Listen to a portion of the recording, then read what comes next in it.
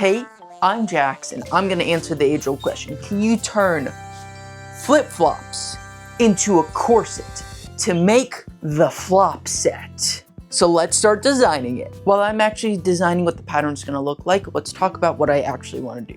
So I'm gonna do something a little bit different this time. Normally I make full corsets, but since a flip-flop is half of a shoe, I wanna make half of a corset, which is a bustier. So I know technically it's not actually going to be a flop set, but can you just let this slide because I think flop set is a lot better. But I'm still doing corseting. Everything's exactly the same, but we're not going past the waist. So it's just gonna be a bustier. Can you forgive me? I think it'd be a lot funnier.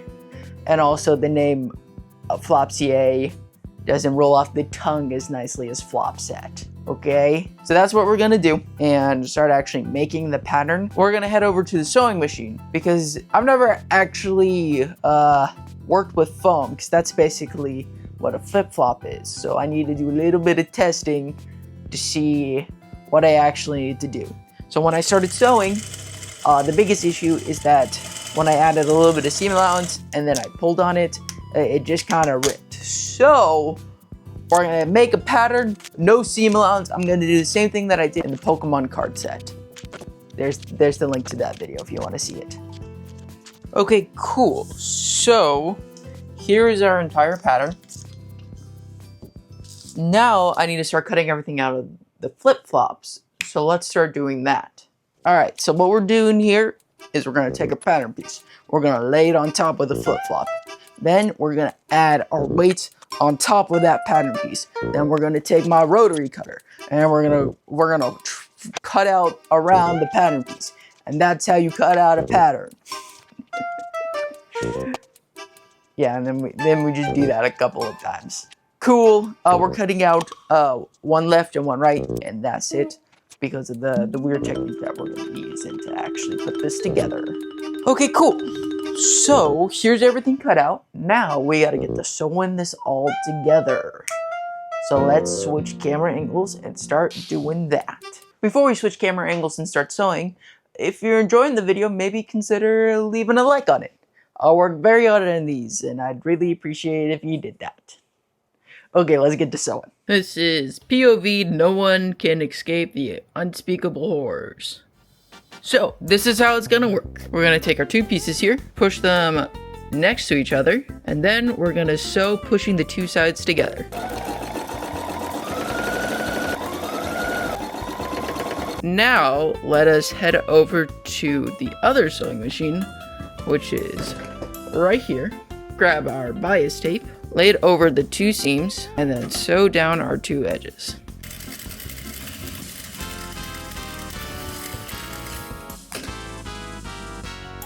Cool. Now let's do it for the rest of them. So again, all we're doing here is we're gonna start with the first sewing machine. Put the two pieces together, use a zigzag stitch, stitch them together. Then we're gonna slide over to the second sewing machine, add our bias tape on the top, do a 1/4 of an inch seam on both sides, and then that's how we're sewing together the whole entire thing. When we get to the cups of this, all we're doing is adding in the connecting seam of the two bottom halves to the top half, and also the straight seam that goes down. I'm waiting to put that final bias around the cup on the bottom because I need to be able to put, you know, the bones into the channels. So we're gonna wait to do that. And you know what time it is? It's cheerless time, let's go! Every will, of course, that we throw on the material onto the cheerleaders and how we feel about it, and this one is, it's C tier. I don't really like it. It's quite annoying to work with. The biggest issue with this is that you can't get it too thick. If it's too thick, it gets stuck on the pressure foot and you can't really sew. It's fine if there's like fabric on top of it, but sometimes the treads underneath the pressure foot, the things that actually push it through the sewing machine, it leaves marks on the foam. So you can actually see where you've been sewing. So it's not super nice looking 100% of the time. Also, it's just kind of annoying and like easily rips, and I don't like working with it. So C tier, that's where it belongs. Cardboard, you deserve better. You don't deserve the F tier. I'm sorry, cardboard. Okay, cool. Now let's head over to the cutting table and add in all of the bones. Yeah. Okay, cool. So now let's put the bones into the bone channels. All right, for this one, again, we're just gonna use plastic bones. I don't really trust anything else to go into these bone channels because I fear they're going to rip the foam. So all we're doing is cutting off a 1/2 inch at the top and a 1/2 inch at the bottom. And then we're sanding off our edges to make everything nice and smooth. And then we put the bones into the bone channels because that's how bones work. Yeah. Cool, so now let's put our edge on and finish the sewing part of this project. So let's switch back over to the sewing machine. We're just gonna use the one sewing machine because we don't need the other one anymore. Yeah. First, we're adding in that bias finish around the bottom of the cup so that way everything's nice and you don't see those ugly seams. Then is sewing on a 1/4 inch at the top, and then we flip it over, and then we sew another 1/4 inch, sealing those two sides together, and then we do it at the top and the bottom, and that's how we're finishing the edge of this corset.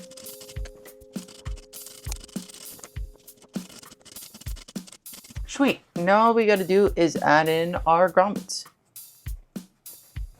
Cool.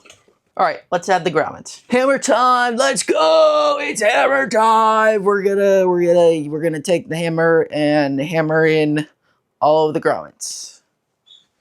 Yes. Cool. Now let's lace it up on the form. Before we see the completed flop set on the form, if you enjoyed the video, maybe consider subscribing. I'm almost at 3K. I really appreciate that. I post cool corsets made out of weird materials every Sunday. Okay, let's see the flop set.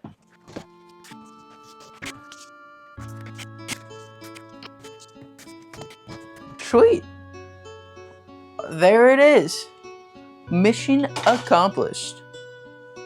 Yeah, that came out pretty good. So, let me finish cleaning this up and cut to me talking in front of the green screen. Let's go. So there you have it, a corset bustier made 100% out of flip-flops. So the answer to the outro question, can you turn flip-flops into a corset bustier, is yes. And it looks pretty good. Yeah, I'm pretty happy with how this one turned out.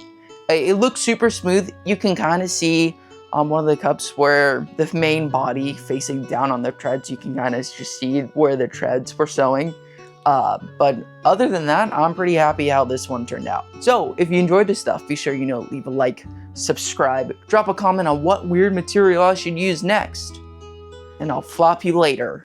Whee! I don't know, I found a big box of flip-flops in the garage.